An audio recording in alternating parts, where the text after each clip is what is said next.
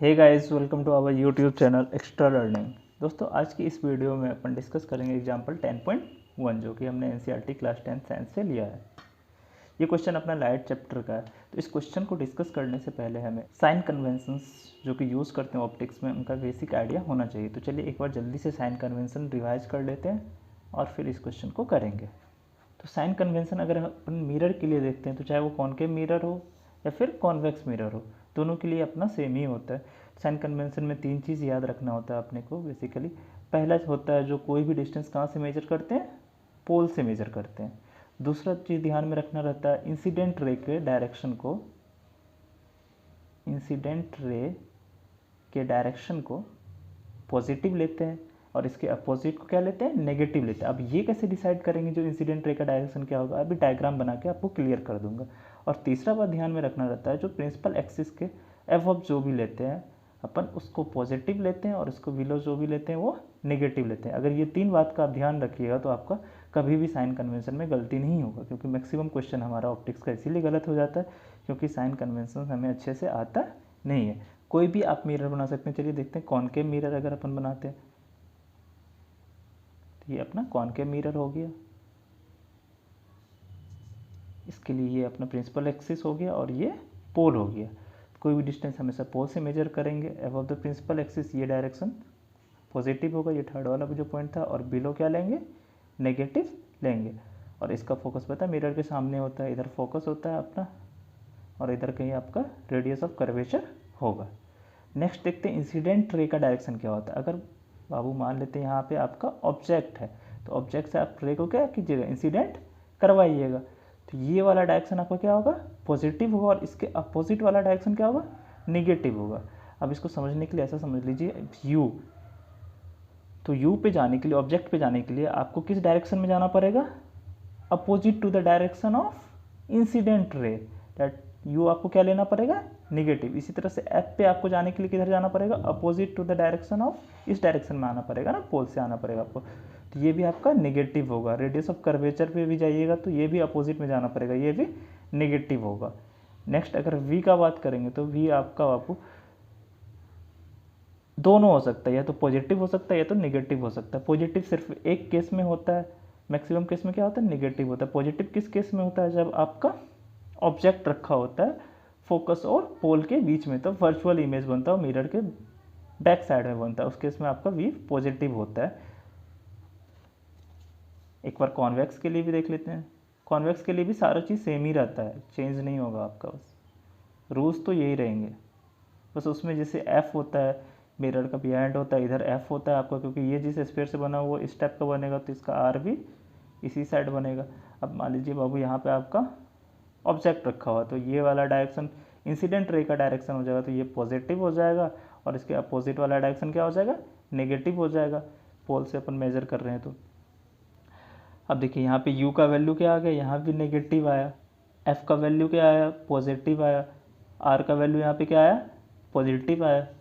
Next अगर v देखेंगे तो v फिक्स है। आपको अगर कॉन्वेक्स मिरर रहता है इसमें हमेशा वर्चुअल बनता है, क्योंकि दो ही केस तो होता है कॉन्वेक्स के लिए। एक होता है जब इन्फिनिटी में अपन ऑब्जेक्ट को रखते हैं, और दूसरा केस क्या होता है जब इन्फिनिटी और पोल के बीच में रखते हैं। तो पहले केस में जब इन्फिनिटी में रखते हैं तो ऑब्जेक्ट आपका फोकस पे बनता है, जो कि बहुत छोटे साइज का होता है। दूसरा केस जब इन्फिनिटी और पोल के बीच में रखते हैं तो ऑब्जेक्ट एफ और पी के बीच में बनता है। तो इसीलिए वी तो हमेशा पॉजिटिव ही होता है और इस केस में भी इमेज छोटा बनता है आपका। इमेज हर एक केस में इसमें क्या बनता है, छोटा बनता है।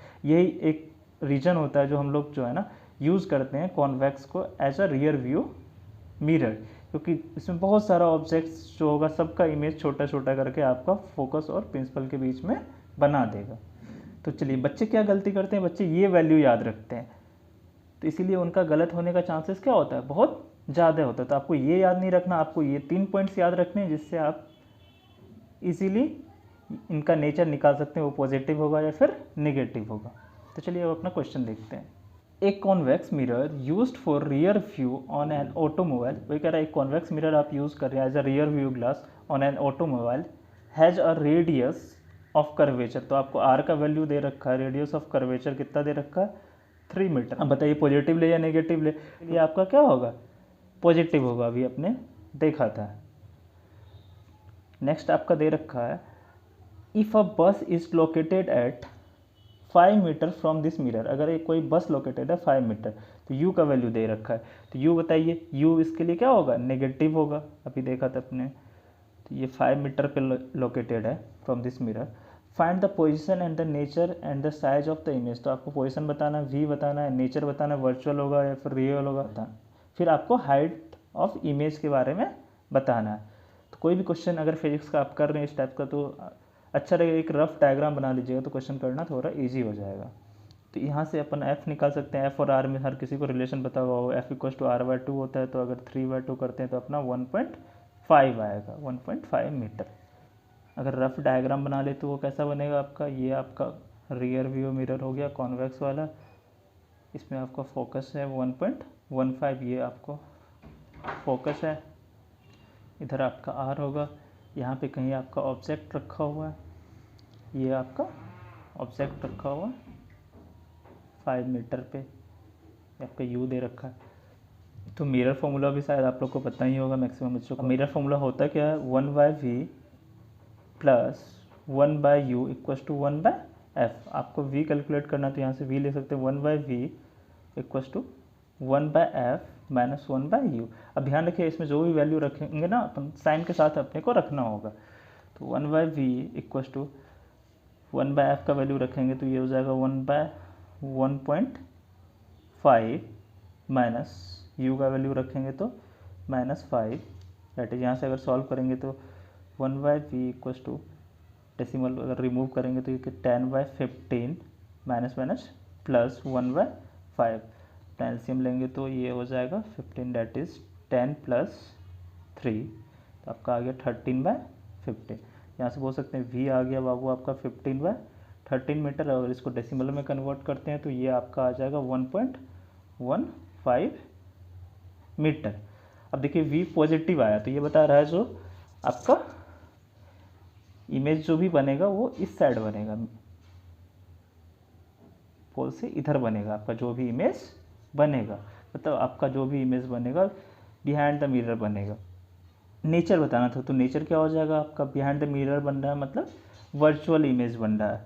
अब देखिए हाइट ऑफ इमेज के बारे में क्या बोल सकते हैं, तो height of image by height of object, ये किसके बराबर होता है, मैग्नीफिकेशन के इक्वल होता है, और ये मैग्नीफिकेशन का एक और फॉर्मूला होता है वो होता है -v/u। तो हम लोग बोल सकते हैं height of image by height of object equals to -v/u, that is अगर इसको सॉल्व कर लेंगे बाबू तो हो जाएगा -v का वैल्यू है 1.15 बाई u का वैल्यू है -5, इसको फर्दर सॉल्व करते हैं तो ये आ जाता है 1.15/5, अगर इसको डिवाइड कीजिएगा तो ये आपका आ जाएगा 0.23।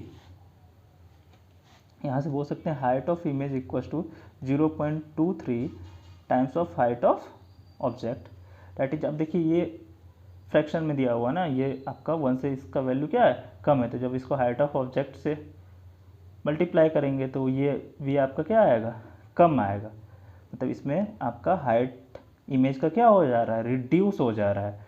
तो हम लोग बोल सकते हैं height of image reduced by A factor of 0.23, अगर हमें हाइट ऑफ इमेज पे कमेंट करना होगा। तब यह जो कॉन्वेक्स वाले से हमेशा वर्चुअल इमेज ही बनता है और हमेशा छोटा इमेज ही बनता है, ये तो प्रॉपर्टी भी होता है कॉन्वेक्स मिरर का।